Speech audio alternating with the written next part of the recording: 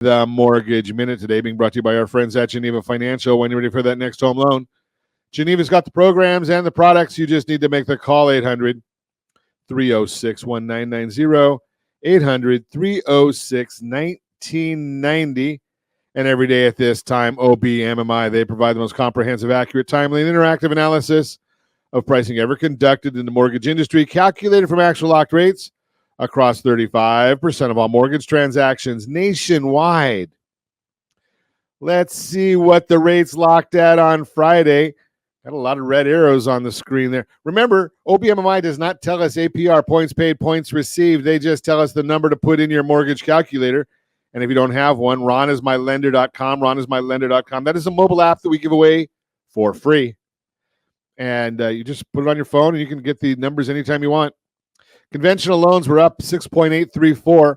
Jumbo loans, 30-year fixed, down 7.025. FHA, 30-year fixed, down 6.64. 30-year USDAs, okay, Josh, you're giving me a curveball there.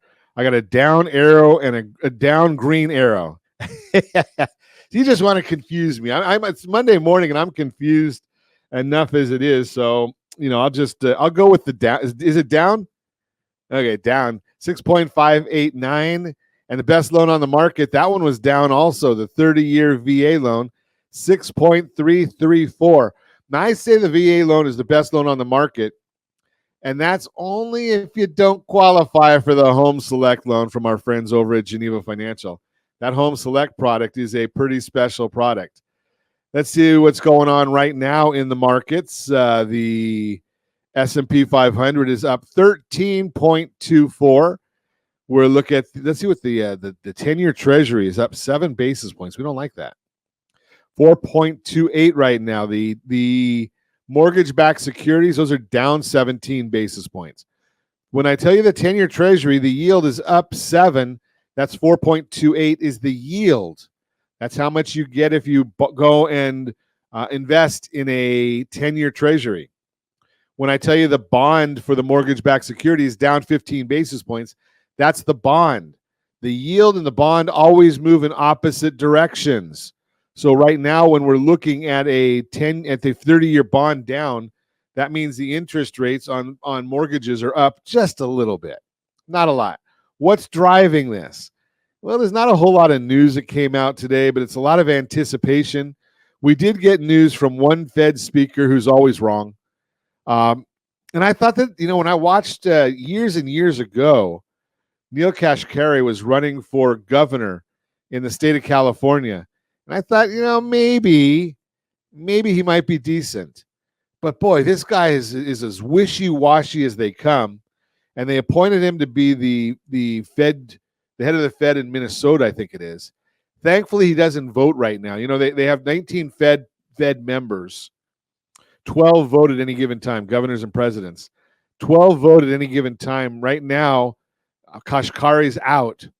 But that's good because he's been wrong so much lately. And now he's saying, well, son, we got to watch the numbers longer. What are you watching, Neil? Maybe it's been too cold there in Minnesota for you. I don't know, because we already know that the inflation numbers are about as low as the Federal Reserve can control, and the employment is not looking good. And tomorrow we may get some sign that may have a big impact on these things. Tomorrow morning, retail sales report for the month of May, and it could be market moving. Last headline reading in April was 0%, with more important core reading at negative 0.3. Following the report, bonds rallied almost 50 basis points, 0.5%. When the bond goes up that much, well, that's good news for interest rates. So when that bond went up 50 basis points, we get another week reading tomorrow, maybe that'll help the bonds, maybe that'll help interest rates. Been seeing signs that the consumer is under pressure. Seriously delinquent rates on cars and credit cards, meaning a payment has not been made in over 90 days, are at their highest level in 13 years.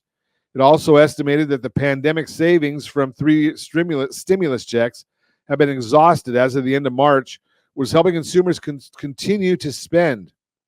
personal savings rate is at the lowest level in a few years, and many of the consumer surveys, including last week's University of Michigan survey of consumers, are pointing to weakness and lower spending intentions. Hey, if you're having trouble with some of those numbers, remember, we got some solutions for you.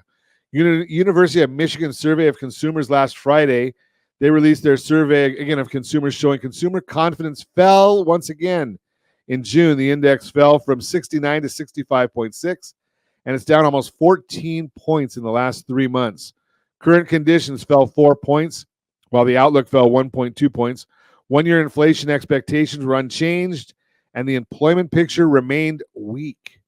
Those that expect higher incomes fell to the lowest level in 9 years, while spending intentions across the board were lower. We will see if this translates to a weaker retail sales number tomorrow morning.